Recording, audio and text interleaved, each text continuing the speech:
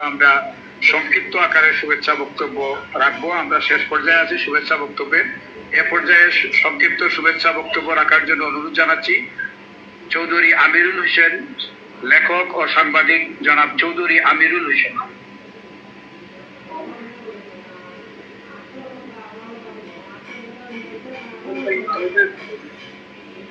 আসসালামু আলাইকুম ওয়া রাহমাতুল্লাহ। জবা ফুলের রং মেখে লেবুর রস রক্ত হয়, ভাইয়ের বুকের খুন দেখে নরম হাত শক্ত হয়। জুলাই বিপ্লবে আসলে তাই হয়েছিল। প্রিয় লুৎফুর ভাইয়ের গাগরাতে আমার প্রকাশিত লেখার ভূমিকা এবং উপসংহারটা বলেই আমি শেষ করব। 83 পৃষ্ঠার লেখার শিরোনাম আফগান নজিবুল্লাহ, শ্রীলঙ্কান পাকসে এবং বাঙ্গাল হাসিনা ভূমিকা। আমার ধারণা ছিল শেখ হাসিনার পতন হবে আফগানিস্তানের স্বৈর শাসক নজিবুল্লাহর মতো।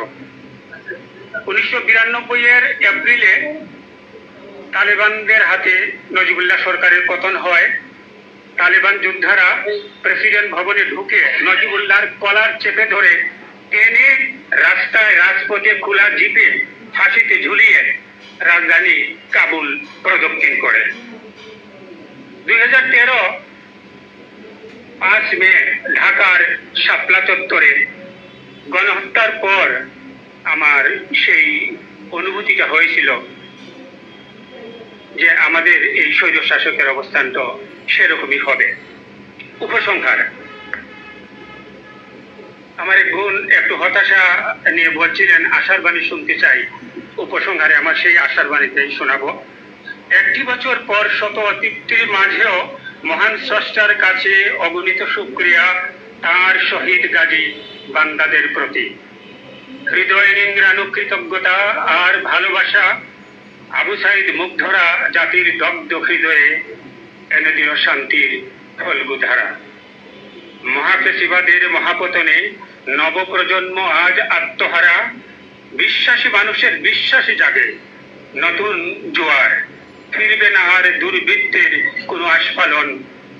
চোরাবালিতে আটকে পড়া ইঁদুরেরা যতই করবে নড়াচড়া। কণ্ঠনালী কাদামাটি ভরে ফেসিবাদের মহাপতনে নবপ্রজন্ম আজ আত্মহারা। বিশ্বাসী মানুষের বিশ্বাসী জাগে নতুন জোয়ার। ফিরবে না আর দুর্বৃত্তের কোনো আস্ফালন। চোরাবালিতে আটকে পড়া ইঁদুরেরা যতই করবে নড়াচড়া। কণ্ঠনালী কাদামাটি ভরে হবে দফা রফা। অতীতের চেয়ে নিশ্চয়ই ভালো হবে ভবিষ্যৎ। ওয়ালাল আখিরাতু খায়রুল লাকা মিনাল উলা। সবাইকে ধন্যবাদ। আসসালামু আলাইকুম ওয়া রাহমাতুল্লাহ।